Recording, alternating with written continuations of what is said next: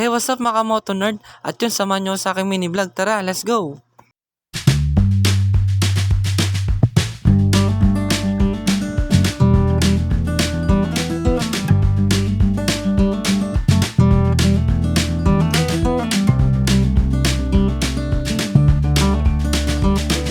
A day in my life bilang trabador sa malaking grocery store at yan lang yun sa Pasig.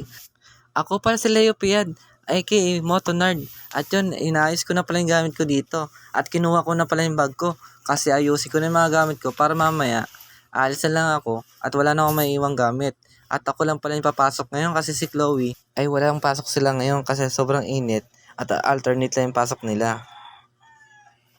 At ito pala yung mga binabaong ko damit, isang t-shirt at isang sando. Para may palit akong damit, mahirap magkasakit, lalo ngayon tag-init at mahirap ang pera ngayon. Ang 1,000 ngayon, napakabilis bariyahan. Pag binili mo sa tindahan, mamaya-maya, wala na agad. Kaya mahirap magkasakit ngayon.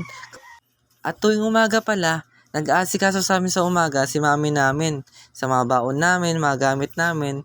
Kaya nagpapasalamat ako palagi dyan kasi napakabait yan at masikaso sa amin. At shoutout pala sa'yo mami. At yung binigay niya pala sa akin na yung tumbler ko.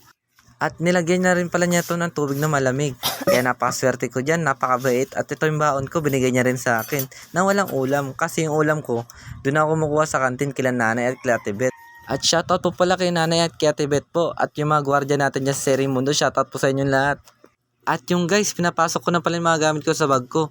Kasi mamaya-maya, aalis rin tayo. Kasi anong oras na at mamaya matraffic tayo at malito na naman tayo. Kasi pag na-traffic sa Ligaya, maglalakad naman tayo hanggang Pladway talaga.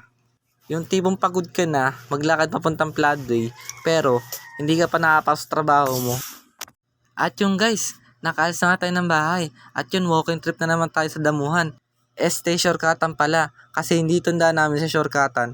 Kasi dito walang bayad yung tricycle. Pag doon sa kabila, may bayad na.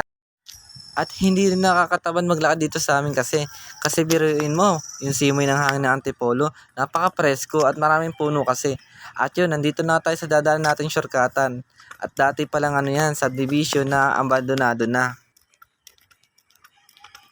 At napaka-presko dito, masarap mag-jogging at marami nagja-jogging dito. At mamaya makikita nyo yung mga nagja-jogging dito. Kaya hindi nakakatamad maglakad dito kasi biruin nyo. Pag dun sa kabila, mahal yung pamasahe natin. Dito, libre lang at naka-exercise ka pa. At ito, malapit na tayo sa pag-joggingan ng mga tao dito.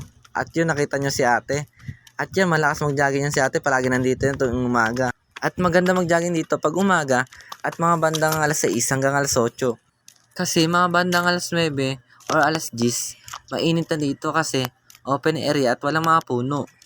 At yun, malapit na tayo sa highway. At kung sa kabila tayo dumaan, nako, may bayad pa tricycle dito, wala. May exercise ka pa. At pud-pud pa yung sapatos mo at tsinelas mo dito. At nakikita nyo pa yung mga tao dito na nagja-jogging sa araw-araw at sa kanya exercise ay gumagaling sila dito. O, diba? Hindi kayo magsasamang lakad dito kasi marami kayong makikita tao nagja-jogging dito. Parang motivate na rin na parang gusto mong mag-jogging parang ganun. Pero papasok ka pa rin. Kasi nga, pag di ka pumasok sa trabaho mo, wala kang pera. At nang sa bahay ka, tambay, tapos yun, gastos na naman. At yun, tingnan nyo sila kuya. Medyo may mga edad na yan, pero lakas tumakbo yan dito. Mga runner namin yan dito. At yun, nasa highway na nga tayo. At yung dulo na yun, yung sakay ng jeep. Pero medyo mga ilang minuto lang lakad natin. Kaya naman. At least, maganda yung daanan. At yung simoy ng hangin, presko. Kasi, Antipolo kaya yan At malapit na sa akin ng jeep. At thank you guys sa ating mini vlog. Bye bye. Thank you.